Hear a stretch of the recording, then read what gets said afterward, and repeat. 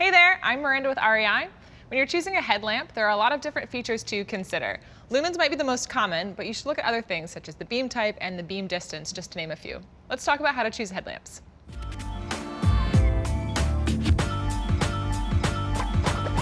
So the most prominent number that you'll see when you are choosing a headlamp is probably going to be the lumens.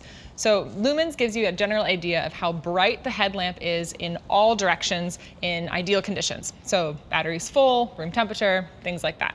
While this gives you a really good general idea of how bright the light will be, lumens are not measured with a standardized system. So this means that you can't necessarily compare lumens alone when you're comparing headlamps across brands or manufacturers. But again, the higher the lumens, the more light output you get. The lower the lumens, the less bright the light is going to be. So it's a good way to generally compare. But after you've decided how bright you probably want your lamp to be, there are several other factors to consider. The first one is going to be the beam distance. So headlamps will tell you how far the reach of the beam is, both when the light is its brightest and then when it's its lowest or its dimmest. So this gives you, again, a measurement of how far that light is going to reach. In addition to the beam distance, you'll also get beam types between different headlamps. Many will have two types of light, and that's the spotlight, like this one, and then the floodlight, which is like this. So the spotlight gives you more distance, but less peripheral light. And then the wide light, or the floodlight, is going to give you more peripheral light, but not as much distance in the light. The spotlight is going to be great for night hiking or for night climbs where you really need to see a lot of distance but don't necessarily need to see what's on the sides. Whereas the wide light is really great for cleaning up at camp or reading or anything that's sort of close to your face.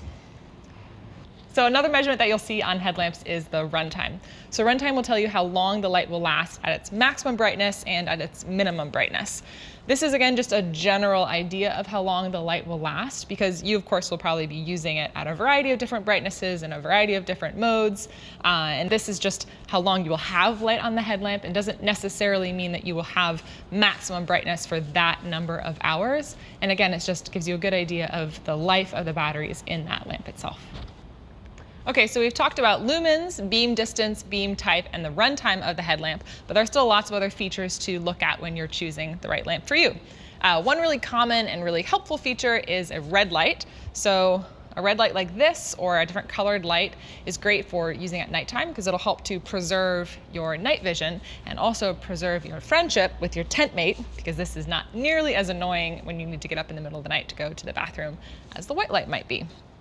Another really cool feature that many headlamps will have is a tilting feature like this. I like to call this the courtesy tilt. So you can tilt your headlamp down to the ground so you can see where you're walking without pointing it at people and blinding them as you pass on trail.